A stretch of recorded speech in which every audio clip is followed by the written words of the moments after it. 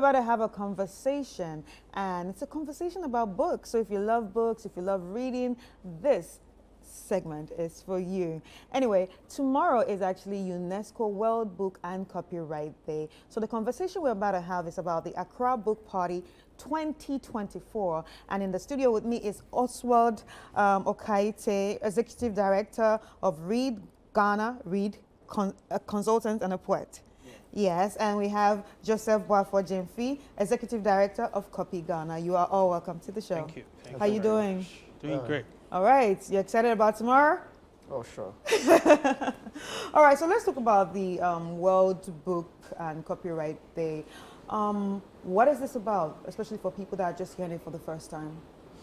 Yeah, so UNESCO has a lot of days set aside, to support culture and education. Right. And World Book and Copyright Day happens to be one of these days that are set aside globally to sort of concentrate on the value of copyright to the creative industry.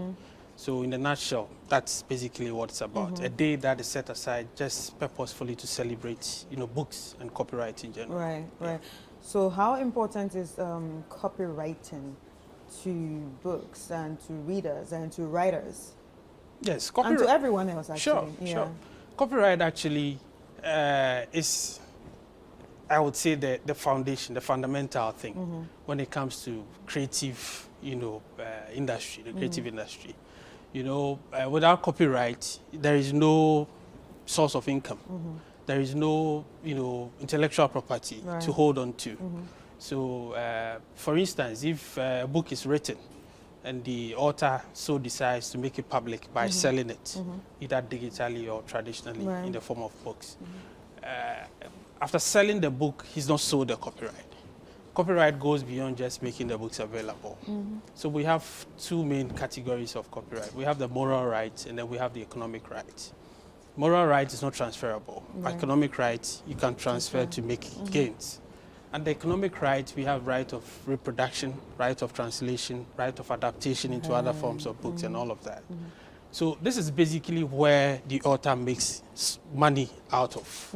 Yes, so if you are an author and you come to understand that copyright goes beyond just selling and making money, but you can exploit the work beyond just making it available to people, then you are in business because it set the tone for making a living out of your creations. So basically that's it. All right, so when you look at the writing industry or book industry in Ghana, would you say it's thriving? Well, I should say so, but it's just a sector of the book industry. I've always said that after the golden generation of the Amart Edus, Kofi Awune, Kofi Ayindo, it appears Ghana is now down. When you go to Nigeria, there are the new faces like the Chimamandas and stuff, but we have fallen off. It means there's a huge generational gap between these writers. It's just because the focus has been shifted and put on just academic books, textbooks. We are not having a lot of books that will promote leisure reading. Eventually we say Ghanaians don't like reading, Africans don't like reading, which is false. And Ghanaians or Africans were not reading, we wouldn't be having the professors and then the doctors, the academia. They are doing very well because they read. The problem, I think, which we rarely diagnose is Africans or Ghanaians do not like leisure reading. And it means within the book... But we used to. We used to. Go with it. We used to. Mills and Blooms, and all the romantic books that you see girls carrying those days. Nobody does that again. Oh, yes. Just because, that was when we had the Amatedus, there was that activism, that advocacy. So then you get to know Amatedus, who's Amatedus? Amatedus is a playwright. Wow, let me try and figure out the book. But we do not hear such things again. Now it's appeared. Now we even think writing is even an educational thing. Sure. When in natural sense, it is one product of book is for education. In natural sense, book is supposed to be under Ministry of Arts because we have three strong components of the arts. We have the performing arts, we have the fine arts, and we have literary arts. Sure. So under the literary art is when we have the books. Yeah, true. And so eventually someone writes a book, let's say Dilemma of a Ghost, not because it's meant for a classroom. Sure. It is just a fiction that is created. But then, some way, somehow, education gets to benefit from it. So now there's just Ghana Book Development Council, which is under Ministry of Education. So eventually it's all about textbooks. The state hasn't taken that strong stance in order to invest into the creative writing. Part of it. So let's say, even if you decide to invest in let's say we give Ghana Tourism Authority to commission people to go and write fiction stories about tourist sites. In a way, it's a way of marketing it. That's a cool. Because you take things fall apart now.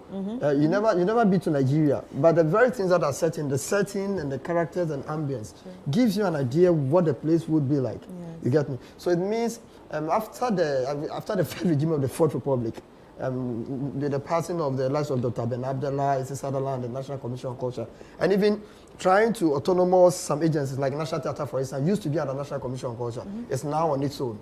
Then we don't even know what the Centers for National Culture. The Centers for National Culture are supposed to imbibe and accommodate writers, publishers, and all of that. But all of these things are falling off. So it appears there's no particular mechanism as it used to be. The earlier, the foregoers, I wouldn't say foregoers, the ancestral, in quotes, leaders of the sector. Whatever they laid, the cultural policy and everything has been displaced. But so what eventually, can be done about it right now? what can be done is some of the things we are doing. Right. We want people to understand that the book is not just for academic works. It transcends beyond the walls of classroom. So, for instance, we have Akra Book Party. Yes. And that's what we're talking about. Yes, Akra Book Party. So, what is party about? Party is all about having pleasure, exploring leisure, just having fun. So that part we are trying to promote. And for us, Read Ghana Read, that's what we've been doing all year round. That we try to explore the fun part of book. So that you know that if you want to travel around the world, you may not necessarily have a passport or visa. By just reading, you travel around more than even tourists. Yes. So these are kind of things we want people to understand.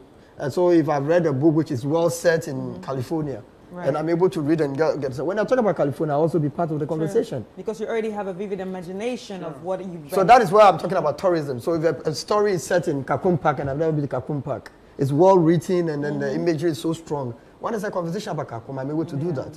And so we are promoting the leisure reading aspects. Right. And so that's why we have the Akra Book Party. All right, so the Akra Book Party 2024, where is it going to be at? So it's happening at the Mamprobi Gale Community Library because when you're doing advocacy, it has to be in the elite zone. Until you get to the ordinary person, all work you do is in vain. So this is at the Mamprobi Gale Community Library, which is a community library for Choko, Kolegono kind of enclave. And we are bringing so many personalities in there. Yeah, talking about personalities, who are some of the personalities? So for instance, Amanziba is going to be there. So there's a book date. One of the segments, a book date with Amanziba. You come, you read a chart, and then you have some music. We have the country representative of UNESCO because UNESCO, they're going to come there. We have the National Program Officer of UNESCO also joining. We have the special guest of honor for the constituency, Honorable Okovandapo, also coming there. And they are not just coming there to give speeches. They're coming to read, to explore. You read and have conversation. You read and have conversation. And some of the good things in order to explore. So we have the flyer. Yeah. Yes. One thing is because we don't want it so boring.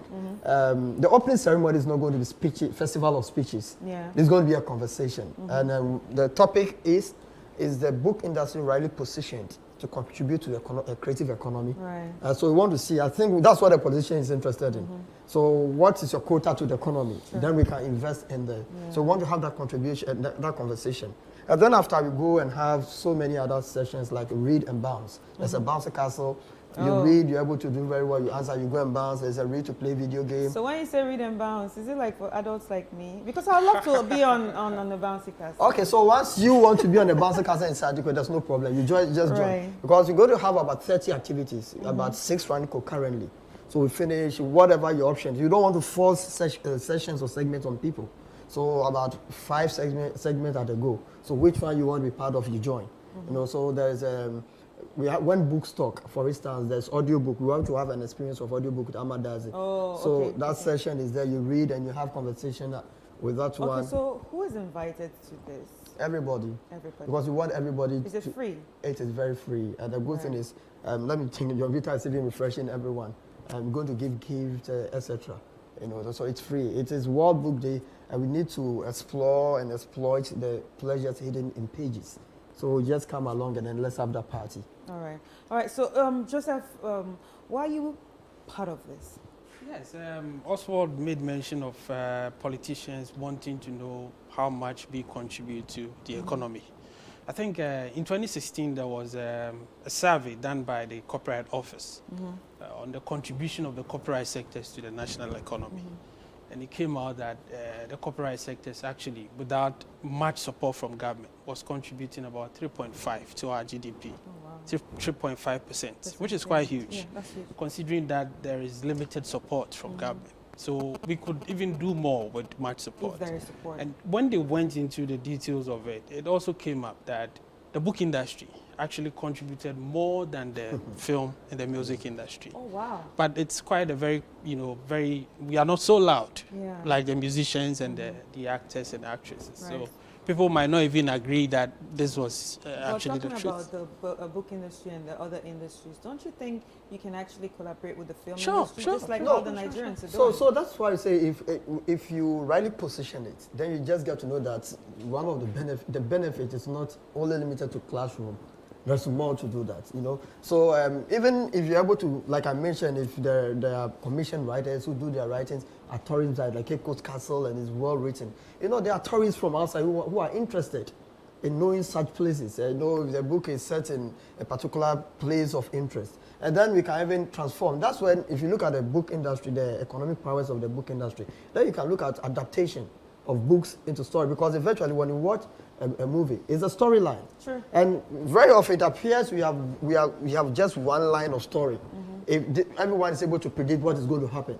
It's just because maybe the film, interestingly, there's a film authority and there's creative art authority. It even tells us that we don't even understand. Yes. What the film is supposed to be under creative authority. Yeah. So maybe a film council and a creative authority. No, we are just giving authorities to almost everyone. But if there's a collaboration, maybe writers and in the film department. So how can we benefit? Yeah. And Then we'll probably see better stories. yes, and even you can even deal with music. So there's a synergy somewhere.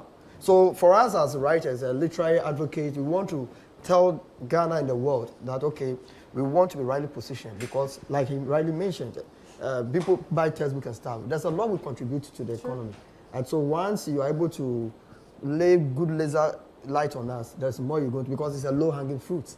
So we're already doing our thing. There's self-publishing. If you want to talk about publishing in Ghana, they tell it's more like printing for you and living it. So the system is not being worked on strongly. Like you can go elsewhere, like South Africa and Nigeria, and they're doing so well with. All right. So the Akra Book Party is 2024 is at Mamprobi Gale Community Library, and it's happening on the 23rd of April. That's tomorrow. That's what UNESCO World Book Day. which I've That's been tomorrow. to. Yeah. It starts From what time? From 10 a.m. to 3 p.m. To 3 p.m. And the one good thing is there's going to be a reading carnival. And so we know about the carnivals and stuff, so that kind of thing. Where you come, maybe you pick a book, you read a line, we finish, we dance, and almost all of that. So it's not just, it's going to be fun. No, that's why It's it's gonna be a party. That's why it's party. Right. We are whining and dining. There's no dull moments in there because we are whining and dining with pages. Right. All right. That's a good one. Well done. Congratulations. And to everyone out there that's interested in this, it's happening at the Mamprobi Gale Community Library tomorrow from 9 o'clock. Yeah, well, you need to be there by 9 because 10 we take off. Exactly. So now you can familiarize from 9 with the till 3, right? 3 p.m. Till 3 p.m. It's all about the Akra Book Party 2024. Anyway, we've been speaking to Oswald Okaite, Executive Director of Read Ghana, Read Consult, and he's also a poet, and Joseph Wafo Jemfi, Executive Director of Copy Ghana. Thank you, gentlemen. It was nice having you. Thank you. All right.